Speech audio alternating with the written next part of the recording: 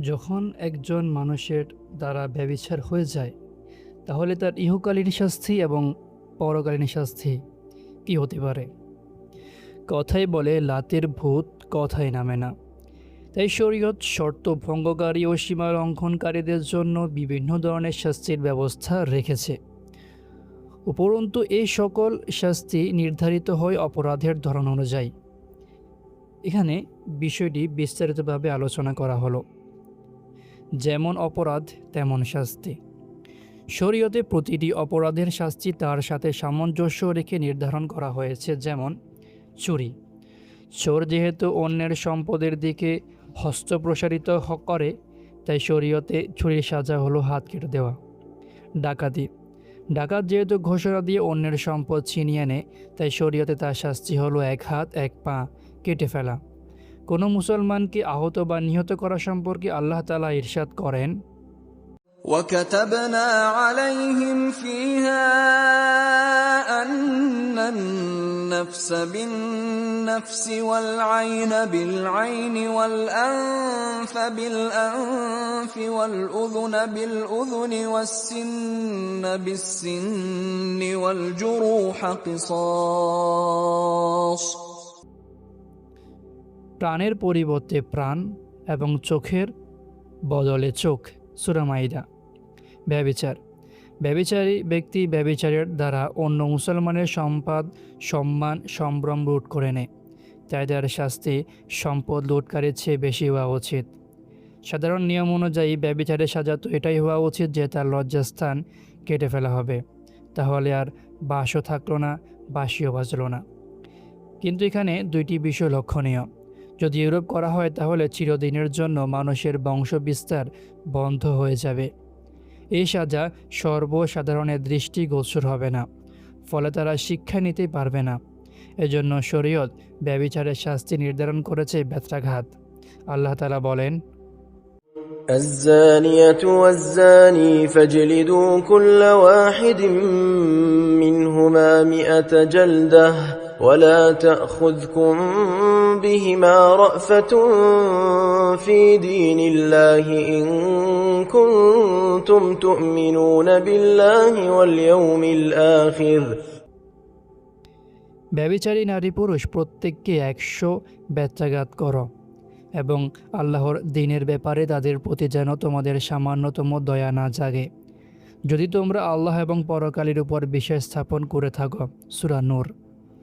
এটা স্পষ্ট যে ব্যভিচারের স্বাদ কেবল বিশেষ অঙ্গে অনুভূত হয় না, বরং শরীরের রন্ধ্রে রন্ধ্রে তার উন্মাদনা ও আনন্দ ছড়িয়ে যায়। আর বীর্যস্খলনের সময় তো রন্ধ্রে রন্ধ্রে তার স্বাদ অনুভূত হয়। এ কারণে বেত্রাঘাতের শাস্তি যথোপযুক্ত হয়েছে, যাতে বাহ্যিকভাবে পুরো শরীরে যন্ত্রণা পৌঁছে যায়। মনে রাখবেন, এই সাজা অবিবাহিতদের জন্য। আর যদি কোনো বিবাহিত ব্যক্তি ব্যভিচারে লিপ্ত হয় এবং বিচারকের নিকট স্বীয় অপরাধের স্বীকারোক্তি দেয় এবং সরই সাক্ষ্য দ্বারা বিষয়টি সাব্যস্ত হয়, তাহলে তার শাস্তি হচ্ছে প্রস্তরাঘাতে প্রাণনাশ করা। পাথর মারার পদ্ধতি। অপরাধীর অপরাধ সাব্যস্ত হয়ে যাওয়ার পর তাকে এক উন্মুক্ত মাঠে নিয়ে যাওয়া হবে। সেখানে কাজী, বিচারক, সাক্ষী এবং মুসলমানদের একটি বড় দল উপস্থিত থাকবে। যদি অপরাধীর স্বীকারোক্তি দ্বারা অপরাধ সাব্যস্ত হয়ে থাকে, তাহলে কাজী সাহেব প্রথমে পাথর নিক্ষেপ করবে। আর যদি সাক্ষীর সাক্ষ্য দ্বারা অপরাধ সাব্যস্ত হয়ে থাকে, তাহলে প্রথমে সাক্ষীরা পাথর নিক্ষেপ করবে। অতঃপর উপস্থিত সকল মুসলমান পাথর নিক্ষেপ করতে থাকবে যতক্ষণ না সে মারা যায়। ব্যভিচারী যদি নারী হয়, তাহলে এতটুকু গভীর গর্ত খুঁড়ে নিতে হবে যাতে তার শরীরের অর্ধাংশ গর্তের ভেতর আড়াল হয়ে যায়। এরপর তাকে পাথর মেরে প্রাণনাশ করা হবে। ইসলামী দণ্ডবিধিসমূহ। বর্তমানকালে কাফির মুশরিকদের এই আপত্তি করতে শোনা যায় যে ইসলামী দণ্ডবিধিসমূহ বর্বরতাপূর্ণ। আধুনিক শিক্ষায় শিক্ষিত ইংরেজদের ধ্যান ধারণায় লালনকারী কিছু লোককেও এই আপত্তির সাথে সহমত পোষণ করতে দেখা যায়। চলুন তাহলে একটু পর্যালোচনা করে দেখি প্রস্তরাঘাতে মেরে ফেলা শাস্তি কখন প্রয়োগ করা হয়। এর বাস্তবতাকে বোঝার জন্য কয়েকটি বিষয় পরিষ্কার করে নেওয়া দরকার, যথা: 1. ইসলাম প্রাপ্তবয়স্কদের জৈবিক চাহিদা পূরণের জন্য বিবাহকে অত্যন্ত সহজ করেছে। মোহর নির্ধারণপূর্বক দুজন সরয়ী সাক্ষীর উপস্থিতিতে ইজাব কবুলের মাধ্যমে বিবাহ সম্পূর্ণ করা কয়েক মিনিটের কাজ। 2. যদি একজন স্ত্রী দ্বারা কোনো পুরুষের চাহিদা পূরণ না হয় এবং তার মন অন্য নারীর প্রতি ধাবিত হয়, তাহলে সরয়ী অধিকার রক্ষা করে প্রয়োজন অনুপাতে একজন পুরুষকে একসাথে 4 জন স্ত্রী রাখার সুযোগ দেওয়া হয়েছে। 3.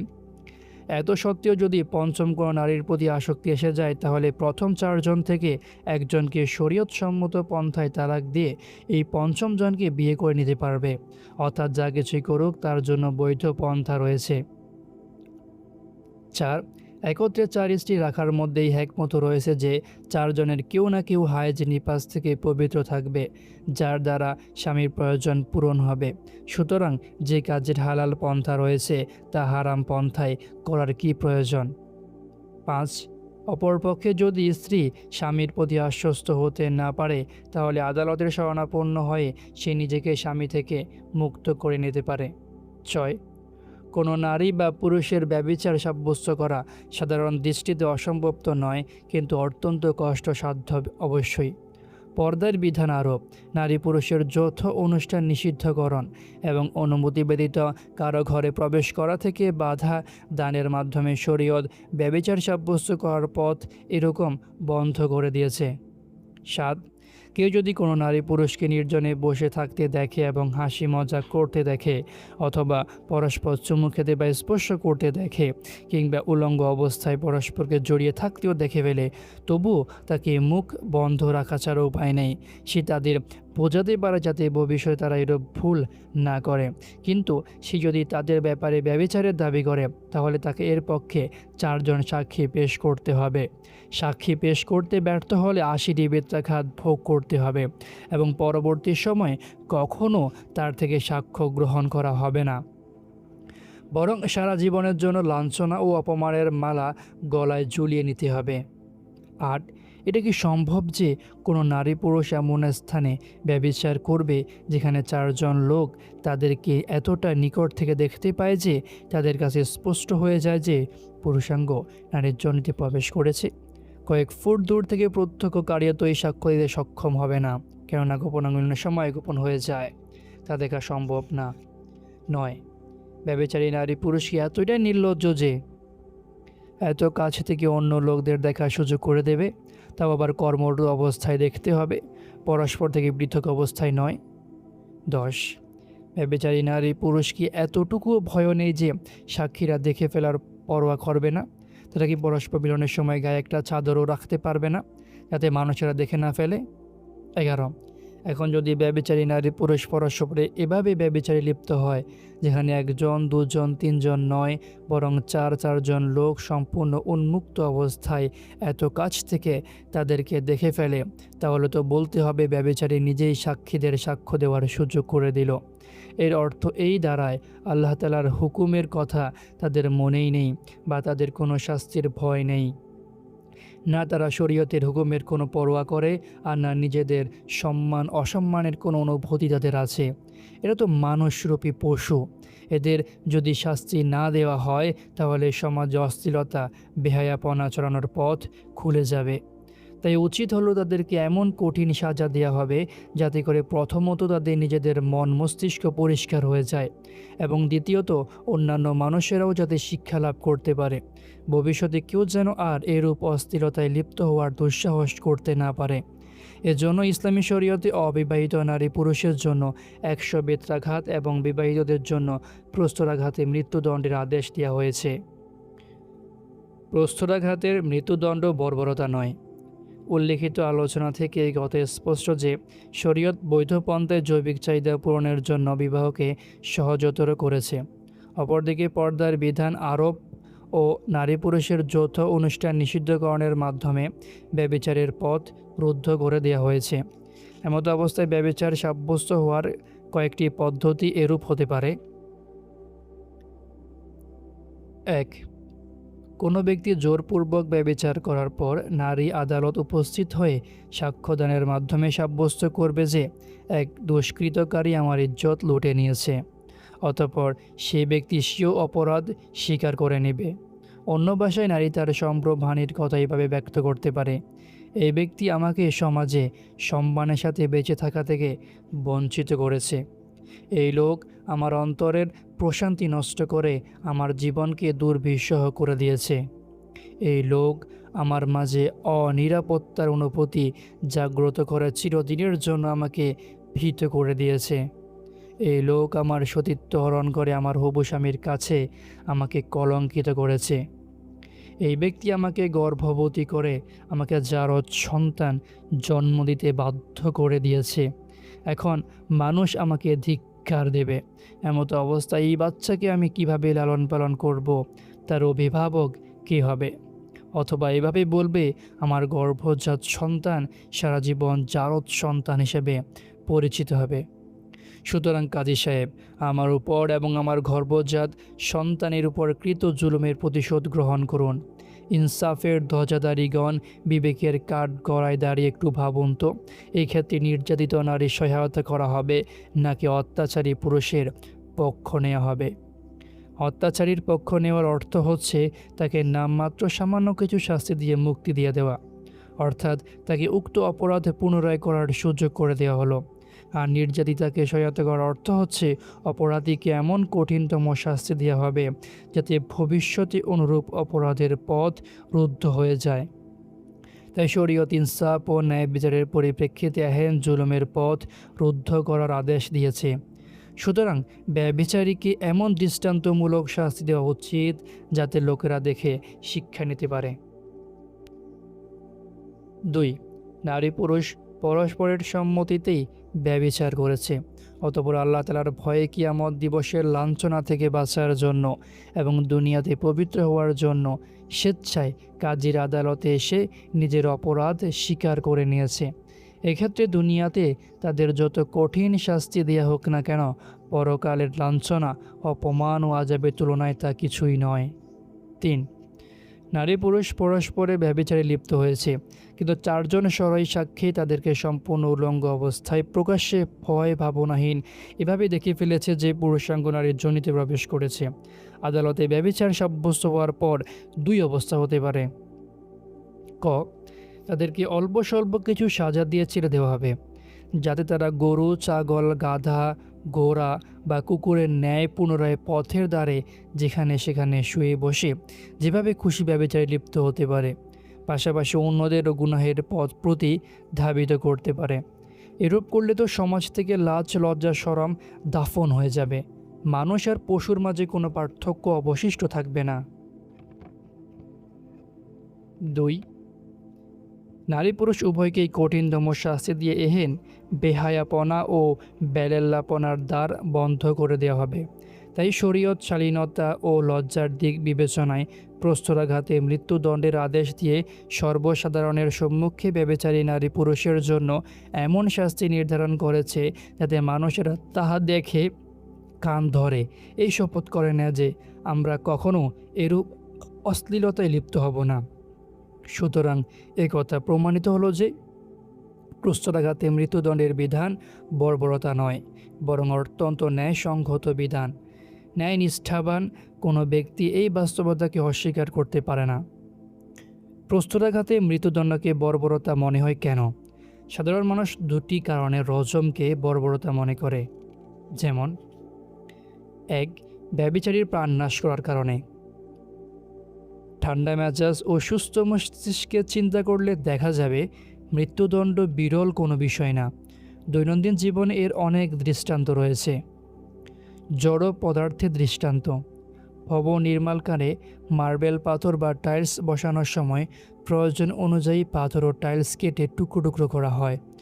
অসুন্দর ও ত্রুটিপূর্ণ পাথরগুলো ফেলে দিয়ে বেছে বেছে সুন্দর পাথরগুলো লাগানো হয়। অনুরূপভাবেও ব্যভিচারীও সমাজের অসুন্দর সদস্য। তাকে রজমের মাধ্যমে মৃত্যুর বিছানায় শুয়ে দিয়ে পাক পবিত্র ও শালীন সামাজিক পরিবেশ নিশ্চিত করা হয়। উদ্ভিদ জগতের দৃষ্টান্ত: ক্ষেত খামার ও চাষাবাদের অভিজ্ঞতা সম্পন্ন লোকেরা ভালো করেই জানেন, মাঝে মাঝে জমিনে আগাছা জন্ম নেয়। এগুলো উফড়ে ফেলা না হলে ফসলের মারাত্মক ক্ষতি হয়। বিভিন্ন ধরনের রোগ বা কীটপতঙ্গ ছড়িয়ে পড়ার আশঙ্কা দেখা দেয়। তাছাড়া মাটি থেকে অতিরিক্ত শক্তি শোষণের মাধ্যমে এগুলো মূল ফসলকেই দুর্বল করে দেয়। তাই বিভিন্ন ধরনের কীটনাশক ব্যবহার করে এসব আগাছা মেরে ফেলা হয় অথবা এগুলো সমূলে উৎপাদিত করে ফেলা হয়। পৃথিবীর সকল দেশে আগাছা নাশক বিভিন্ন ওষুধ খুব সহজে পাওয়া যায়। কেউ এই আপত্তি করে না যে আগাছারও তো প্রাণ আছে, এগুলো কেন উপড়ে ফেলা হবে বা ওষুধ দ্বারা কেন মেরে ফেলা হবে। ফুল ও ফলের গাছ থেকে অতিরিক্ত ডাল কেটে ফেলার কাজ প্রতিদিন চলতে থাকে। মালিক যখন মালিকের তাজপাতা বিশিষ্ট কাটা ডালের স্তূপ দিতে দেখে তখন অত্যন্ত খুশি হয় যে এবার আমার বাগান সুন্দর ও সজীব হবে। ফল গাছের শুকিয়ে যাওয়া ডালগুলো কেটে না দিলে অন্য ডালগুলোতে ফল কমে যায়। এই কারণে এই ডালগুলো কেটে ফেলাকে আবশ্যক মনে করতে হবে। অনুরূপভাবে ব্যভিচারীকে বাঁচিয়ে রাখলে সমাজ বেহায়াপনা ও নির্লজ্জতার আগাছায় ছেয়ে যাবে, যার ফলে পবিত্রতা ও শালীনতার ফসল নষ্ট হবে, মানুষের মাঝে লজ্জার ফুল কমে যাবে। তাই ব্যভিচারীর মূল উৎপাদন করা আবশ্যক, যাতে করে সমাজের বাকি মানুষদের এই ব্যাধি থেকে রক্ষা করা যায়। পশুদের মাঝে দৃষ্টান্ত। প্রাণীদের মাঝেও ক্ষতিকর প্রাণী মেরে ফেলা একটি নিত্য নৈমিত্তিক বিষয়। যেমন সাধারণ মানুষ সাপ বিচ্ছু মেরে আনন্দ পায় যে আমরা একটি ক্ষতিকর প্রাণীর অনিষ্টতা থেকে বেঁচে গেলাম। অনুরূপভাবে ব্যভিচারীর হত্যার দ্বারাও এক দুষ্কৃতকারীর অনিষ্টতা থেকে মুক্তি লাভ হয়। বন্যপ্রাণী সংরক্ষণের দায়িত্বে নিযুক্ত ব্যক্তিরা যখন কোনো চিতা, বাঘ, সিংহ বা হাতির দ্বারা মানুষের ক্ষতি হওয়ার আশঙ্কা করে, তখন সংরক্ষণের দায়িত্বে থাকা সত্ত্বেও তারাই তাকে গুলি করে মেরে ফেলে। তদ্রূপ ব্যভিচারী ব্যক্তিও মানুষের ইজ্জত আবরুর শত্রু, সমাজের জন্য ক্ষতিকর। তাই তাকে হত্যা করার দ্বারা সমাজের বাকি লোকের সম্মান সম্ভ্রমের পূর্ণ হেফাজত নিশ্চিত করা হয়। গৃহপালিত পশুর মধ্যে যখন সংক্রামক ব্যাধি দেখা দেয়, তখন হাজার হাজার পশু হত্যা করে মাংস পুঁতে ফেলা হয় বা জ্বালিয়ে দেওয়া হয়। সরকার এই কাজ করে আনন্দিত হয় যে আমরা জনগণকে প্রাণনাশক ব্যাধি থেকে রক্ষা করতে পেরেছি। ব্যভিচারী ও অনিয়ন্ত্রিত লজ্জাস্থানের রোগে আক্রান্ত। ইসলাম তাকে প্রস্তরাঘাতে মৃত্যুদণ্ডের আদেশ দিয়ে অবশিষ্ট মানুষদের চরিত্র নাশক ব্যাধি থেকে রক্ষা করেছে। মুরগিতে ভাইরাসের মোড়ক দেখা দিলে লক্ষ লক্ষ মুরগি মাটিতে পুঁতে ফেলা হয়। অনুরূপভাবে ব্যভিচারীর মাঝে নির্লজ্জতার মড়ক প্রকাশ পাওয়ার কারণে তাকেও প্রস্তরাঘাতে হত্যা করা হয়। সভ্য জাতির পত্রিকায় গর্বভরে সংবাদ প্রকাশ করা হয় যে আমরা ভাইরাসের কারণে এত এত প্রাণী হত্যা করেছি। তাহলে মুসলমানরা কি এরূপ বলতে পারে না যে আমরা নির্লজ্জতার ভাইরাসে আক্রান্ত ব্যভিচারীকে হত্যার দ্বারা অন্যদের রক্ষা করেছি? মানুষের মাঝে উদাহরণ। মানুষের শরীরে কোনো অঙ্গে ক্যান্সার হলে তা কেটে শরীর থেকে বিচ্ছিন্ন করে ফেলা হয়।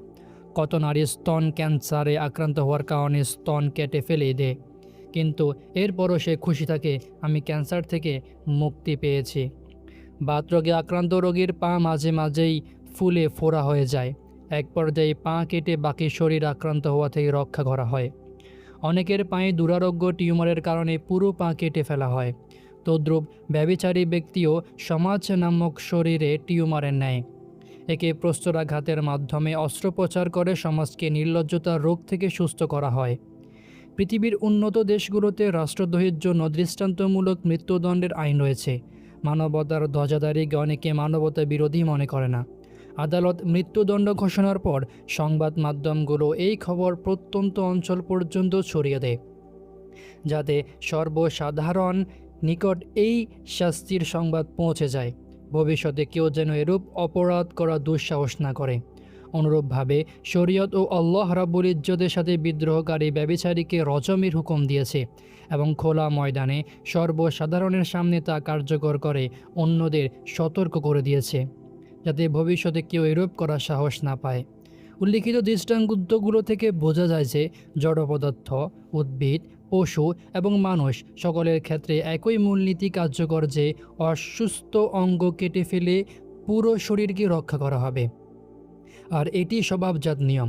সুতরাং ইসলাম যেহেতু স্বভাবজাত ধর্ম, তাই ইসলামী শরিয়ত ব্যভিচারীকে প্রস্তরাঘাতে হত্যার আদেশ দিয়ে সমাজের বাকি লোকদের নির্লজ্জতা ও বেহায়াপনার ব্যাধি থেকে আরোগ্য লাভের ব্যবস্থা করেছে। জনসম্মুখে পাথর মেরে হত্যা।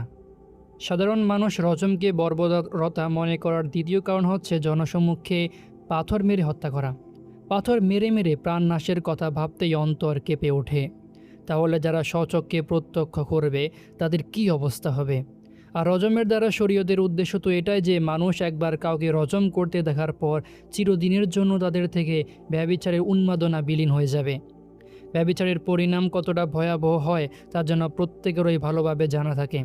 এটি ইসলাম ধর্মের সৌন্দর্য যে এক ব্যভিচারীকে প্রস্তরাঘাতে হত্যা করে সমাজের অন্যদের নির্লজ্জতা ও বেহায়াপনার ভাইরাস থেকে বাঁচিয়ে দিল। বোঝা গেল ইসলামের দণ্ডবিধিসমূহ বর্বরতা নয়, বরং অত্যন্ত ন্যায়সঙ্গত এবং তা মুসলিমের সহযোগী ও জালেমকে তার অপরাধের শাস্তি আস্বাদনকারী। রজমের উপকারিতা। ১. কোনো পুরুষ কোনো নারীকে একা পেয়ে দুর্বল ভেবে বা দরিদ্র ও আশ্রয়হীন মনে করে তার সম্মান সম্ভ্রম লুটার চেষ্টা করবে না। ২. কোনো নারী কোনো পুরুষকে ফাঁসানোর উদ্দেশ্যে ষড়যন্ত্র করবে না, বেপরদা দূর হয়ে যাবে। ৩. কোনো নারী পতিতাবৃত্তিকে পেশা হিসেবে গ্রহণ করবে না, যুব সমাজকে বিপদগামী করতে পারবে না। না বাজারে দেহ ব্যবসা চলবে, না অভিজাত এলাকার বড় বড় অট্টালিকায় মদ নারীর আসর বসবে, সবই বন্ধ হয়ে যাবে। ৪. পুরুষ স্ত্রীর প্রতি অধিক মনোযোগ দেবে। হাট বাজারে বেপরদা নারীরা গুনাহের প্রতি আহ্বান করতে পারবে না। রূপসী মডেলদের সৌন্দর্য দেখে স্বামী নিজ স্ত্রীর প্রতি আকর্ষণ হারাবে না। গোপনে গোপনে ছুটিয়ে প্রেম করা বন্ধ হয়ে যাবে। বন্ধুত্ব সুলভ প্রেমের পথ রুদ্ধ হয়ে যাবে। মোবাইল কম্পিউটারের সেটিংয়ের সুযোগ থাকবে না। যুবক যুবতীদের সময়ের হেফাজত হবে।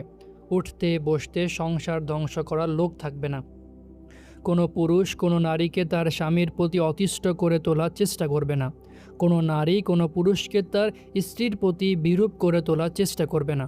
প্রত্যেকেই নিজ নিজ সংসারের শান্তি ও স্বস্তির জীবন অতিবাহিত করতে সক্ষম হবে। ৭.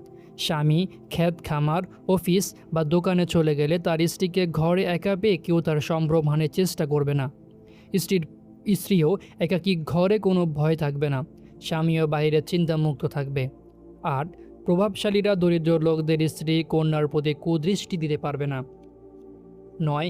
বিত্তশালীরা এক স্ত্রীর সাথে কয়েকজন করে উপস্ত্রী রাখতে পারবে না। ১০. এমন হবে না যে স্ত্রী গড় করবে একজনের, তার মন পড়ে থাকবে অন্যজনের কাছে। ১১. আধুনিক মায়েরা নিজেদের সন্তানদের গান্ধা পরিবেশে লাগামহীন ছেড়ে দিতে পারবে না। ১২. নারীরা ঘরে বাইরে সফরে সর্বত্র নিজেকে নিরাপদ মনে করবে। ইয়ামান থেকে মদিনা পর্যন্ত কোনো নারী একাকী সফর করলেও কেউ তার জান মাল ও ইজ্জত আবরুর দিকে হাত বাড়াবে না। লজ্জা ও শালীনতাপূর্ণ পরিবেশে আল্লাহ তাআলার রহমত সর্বদা বৃষ্টির মতো বর্ষিত হতে থাকবে। রিজিকে বরকত হবে। বিবাহ বিচ্ছেদ কমে যাবে। প্রতিটি ঘর নারীদের জন্য জান্নাতের একটি ছোটোখাটো নমুনায় পরিণত হবে। কোনো পুরুষ কোনো নারীকে ফুসলানোর চেষ্টা করলেও জবাবে সে বলতে পারবে, my body, my life, my decision, I say no. ১৪. অনুরূপ কোনো নারী কোনো পুরুষকে ফুসলানোর চেষ্টা করলে সে জবাব দিতে পারবে, মাআযাল্লাহ, আমি আল্লাহর আশ্রয় প্রার্থনা করছি। এতে হজরত ইউসুফ আলাইহিস সালামের কথা স্মরণ হয়ে যাবে। ১৫. চারিত্রিক পবিত্রতা উন্নত হওয়ার ফলে দ্রুত দোয়া কবুল হতে থাকবে। চারপাশে আল্লাহর রহমতের নিদর্শন প্রকাশ পেতে থাকবে। বিশ্বব্যাপী ইসলামের মর্যাদা উন্নীত হবে এবং কাফিরদের মুখ কালিমা লিপ্ত হয়ে যাবে। ধাপে ধাপে শাস্তি চূড়ান্তকরণ। মদ্যপান নিষিদ্ধের বিধান ও তার শাস্তি যেমন ধাপে ধাপে চূড়ান্ত করা হয়েছে, তদ্রূপ ব্যভিচারের শাস্তিও ৩টি ধাপে বর্ণনা করা হয়েছে।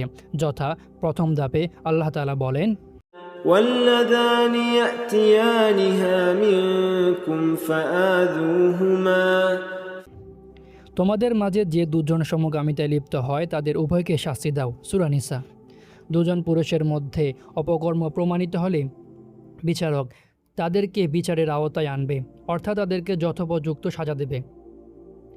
তৃতীয় ধাপে আল্লাহ তাআলা বলেন, الزانية والزاني فاجلدوا كل واحد منهما 100 جلدة ولا تأخذكم بهما رأفة في دين الله إن كنتم تؤمنون بالله واليوم الآخر ব্যভিচারী নারী পুরুষ প্রত্যেককে 100 ব্যত্রাঘাত করো এবং আল্লাহর দ্বীনের ব্যাপারে তাদের প্রতি যেন তোমাদের সামান্যতম দয়া না জাগে, যদি তোমরা আল্লাহ ও পরকালের উপর বিশ্বাস স্থাপন করে থাকো। সূরা নূর।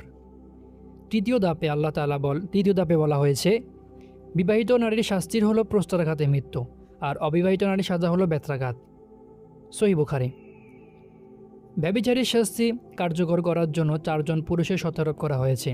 যেহেতু অপরাধী 2 জন, তাই 2 জনের জন্য 2 জন করে মোট 4 জন বলা হয়েছে। নারীরা যেহেতু স্বভাবগতভাবে অপবাদ আরোপ করাই পটু, তাই এই নাজুক বিষয়ে নারীদের সাক্ষ্য গ্রহণ করা হয়নি। সেই সাথে এই কথা স্পষ্ট যে সাজা যেমন কঠিন, তেমন তা বাস্তবায়নের শর্তাবলীও অত্যন্ত কঠিন। প্রথমত, ইসলাম বিষয়টি যথাসম্ভব গোপন রাখার নির্দেশ দিয়েছে, কিন্তু 4 জন সরই সাক্ষীর প্রত্যক্ষ সাক্ষ্যের ভিত্তিতে যখন অপরাধ সুপ্রমাণিত হয়ে যায়, তখন আবার অপরাধী নারী পুরুষকে কঠিনতম শাস্তি প্রদানের আদেশও করেছে এবং লোকদেরকে তাদের প্রতি কোনোরূপ দয়া দেখাতে বারণ করে দিয়েছে, যাতে করে অন্যরা শিক্ষা গ্রহণ করতে পারে। সাধারণত পুরুষদের সম্বোধন করে বিধান জারি করা হয়, আর নারীদের সেই সম্বোধনের অন্তর্ভুক্ত করে দেওয়া হয়। কিন্তু ব্যভিচারের শাস্তির ক্ষেত্রে পৃথকভাবে আজ্জানিয়া শব্দ উল্লেখ করে নারীদের অন্তর্ভুক্তিকে সুনিশ্চিত করা হয়েছে, যাতে কেউ মনে না করে যে প্রস্তরাঘাতে মৃত্যুর বিধান কেবল পুরুষের জন্য, নারীর জন্য নয়। ব্যভিচারের পরকালীন শাস্তি। এক হাদিস থেকে বোঝা যায় ব্যভিচারের শাস্তি 6টি, 3টি দুনিয়ায়, 3টি আখিরাতে। দুনিয়ার 3টি হলো চেহারা লাবণ্য নষ্ট হয়ে যায়, দরিদ্রতা ও অভাব অনটন দেখা দেয়, বয়স কমে যায়। আখিরাতে 3টি শাস্তি হলো আল্লাহ তাআলা অসন্তুষ্ট হন, কিয়ামতের দিন হিসাব কঠিন করা হবে, চিরকাল জাহান্নামে থাকবে। বিভিন্ন হাদিসে অধ্যয়নে বোঝা যায় যে ব্যক্তি ব্যভিচারে লিপ্ত হবার পর তাওবা না করে দুনিয়া ত্যাগ করবে, তার উপর বিপদ আপদের ঢল নেমে আসবে। আল্লাহ তাআলা তার সাথে কঠোর আচরণ করবেন। ব্যভিচারের প্রতিটি কাজের পরিবর্তে তাকে শাস্তি ভোগ করতে হবে। নিচে এর বিস্তারিত বিবরণ পেশ করা হলো।